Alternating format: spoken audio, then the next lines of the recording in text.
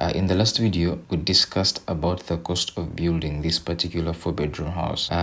We talked about the costs right from the foundation, and we went all the way to the roofing, that basically the shell of the house, which includes just building up the walls and also doing the roofing, and there's not much to do with plastering. Okay, so in this video we are going to learn about the costs of finishing that house, that particular house. Remember, this house specifically is a semi-storied house, which means part of the house is storage and part of the house is not storage. Okay, and I also explained that this is a concept we adopt when we want to minimize costs as much as possible and yet still have the experience of a storied house or have this experience of having upstairs space. Okay, so in this video we are going to be discussing the costs of finishing the house. That means we are talking about plastering, we are talking about floor finishes, we are talking about wall finishes, we are talking about all those things. Of course, there are certain things we might not necessarily include, things like wardrobes, things like finishing up the kitchen cabinets and all that, because that is largely really variable. That one is best determined at the stage of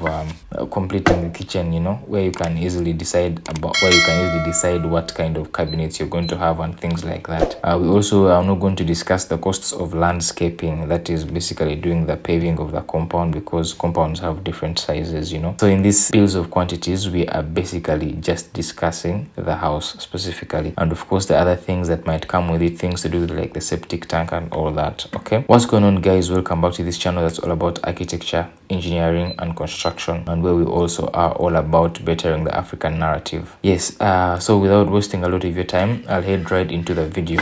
Okay, so in this phase of finishing, we are going to begin with plastering. Remember, we already finished the shell, now we are just going to do the plastering. So the only things we need during the plastering is basically cement, lake sand and plaster sand. Yeah, so like I had explained before in the previous video, please, if you have not watched the previous video about building this house, you may not be able to follow through this stage. So I do recommend that you can watch it and then you can come back later and then watch this one as well. Okay, so we grouped the lake sand in sino trucks for reasons that I explained, that it helps you save a lot of money when you're buying things in bulk using sino trucks than just buying small forward trucks, unless you are constrained by space or access, whereby it's difficult for big trucks to access your plot. Yeah, so for plastering, we basically have all these. Now remember, I've broken down these ones into exterior plastering, interior plastering, and of course the ceiling. That is for the ground floor and also for the first floor, as you can see on the screen. Now I've talked about only cement, lake sand and plaster sand because those are the basic things, those are the standard things, but there are other things that we might not discuss in this video. For example, if we talk about bathrooms, you might not just do plastering. Plastering is not enough for bathrooms, at least if you want your bathrooms to last long without having adjacent walls to peel off with paint, because some people usually think that tiling of bathroom is actually enough, you know, but plastering of bathrooms or even tiling of bathrooms is not enough to waterproof those bathrooms, because after you have applied your tiles on the bathrooms, over time water is actually going to escape through the joints of the tiles, and after a few years you'll have the walls adjacent to the bathrooms becoming damp and getting wet, and eventually they will begin to peel off. So it's important to add waterproofing admixtures into your plaster, or basically just adding waterproof layers onto your bathrooms before you do the plastering or before you do the tiling. Those are things that I have not included here because there are also, of course, quite a number of other waterproofing solutions on the market, but here we are basically talking about the standard. Okay, so plastering, if you add to the previous total, remember in the previous total our shell of the house had ended at 120 million. Okay, so when you add now the plastering, the interior, exterior for the ground floor is taking about 6.4 million, and then the first floor is taking about 3.1 million. Of course, that because it's smaller. Okay, the bigger part is actually on the ground, and that brings our grand total to 130 million if we add all those two. Then so we also had some stonework. Now remember, on the stonework we have the stone slates for the plinth wall, and then also on the other hand we have stone slates which were actually incorporated in the design. If you look at the design very well, there is a certain part that actually has stonework. So you see the prices of the stones are different because the stone slates for the plinth walls are usually cheaper than these other stones, you know. The price of the stones depends on the design. This can also be subject to different designs that you may have to choose during the construction. So the stonework is basically costing about 2.2 million.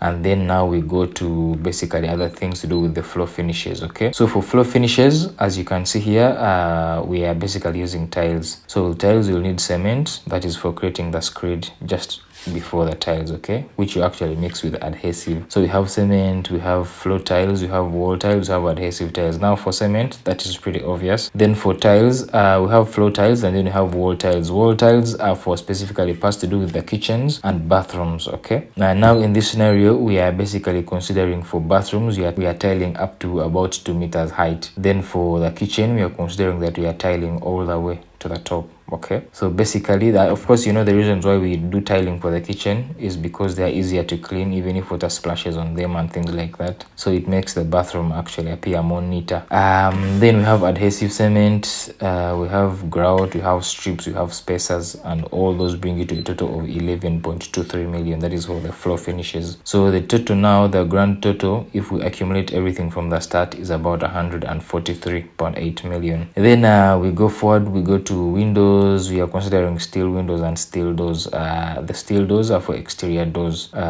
So for example, the back door that exits through the kitchen, the other door that was also exiting to the other balcony on the ground floor, and also there was actually another large door upstairs. Okay, so when we consider all those, we end up with bedroom windows, bathroom windows, strip windows, and all that, and our total for all that came to about 15.8 million. So you know, we keep accumulating these totals. Now it's coming down to about 159 million.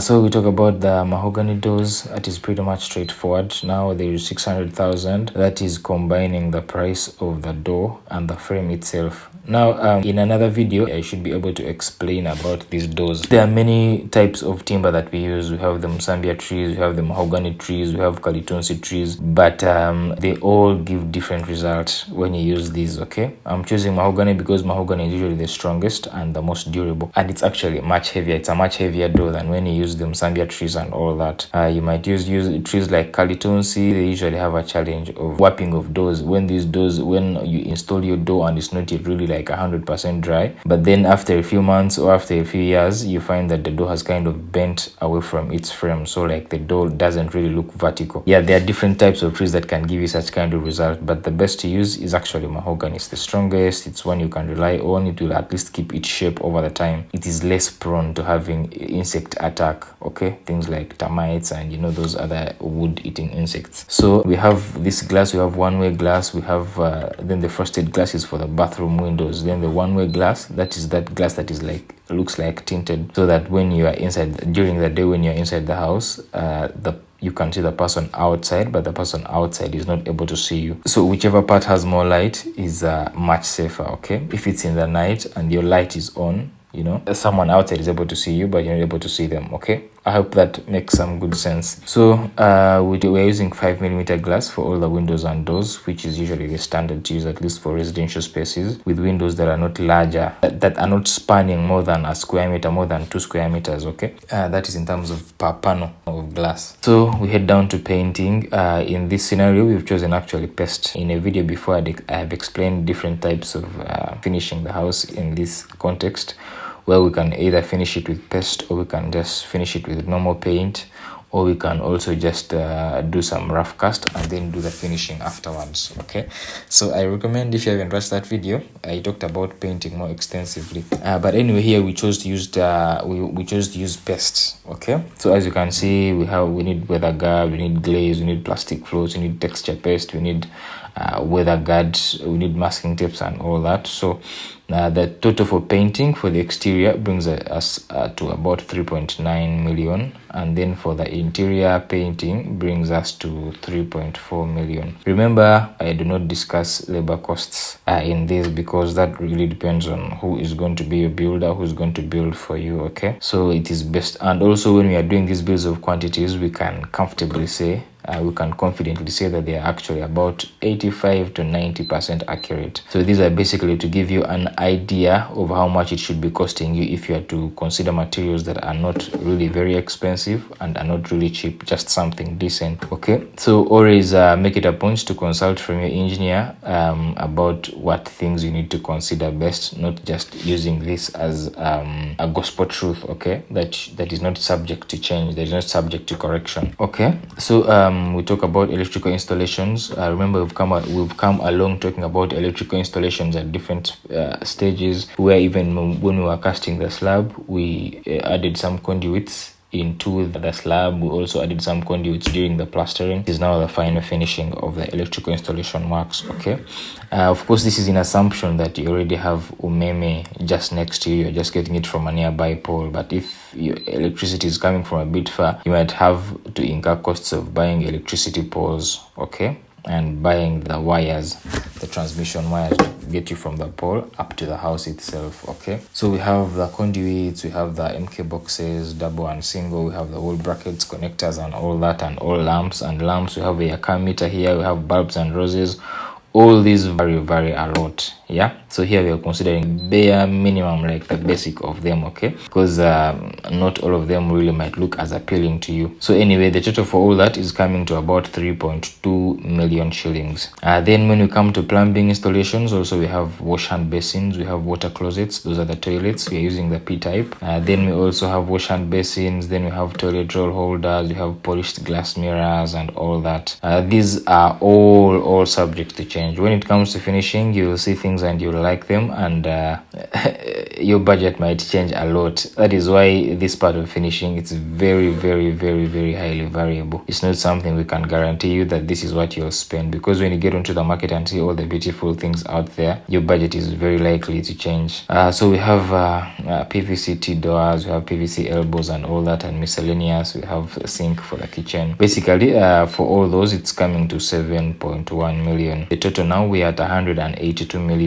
That is for, of course, materials. Then we have external works, where we have basically the septic tank and the sock pit. Now for the septic tank and the sock pit, that one we don't really give it a lot of attention, because these days they are biodigester septic tanks, which I will also talk about later in another video, the pros and cons of using biodigester septic tanks. Or you can use the ordinary septic tank, which might cost you about 3.5 to 5 million. And then if you're using biodigester septic tanks, they can even cost you as low as 1.8 million. They can cost you 2.5 million, depending on where exactly you are located and who is doing it for you. There is so much more also to learn about how these biodigester septic tanks work and what precautions you need to take when you are using those biodigester septic tanks. Okay, so now our total, as you can see here, is about 185 million. Okay, so now remember, in that 185 million, we have literally covered everything, up to plastering,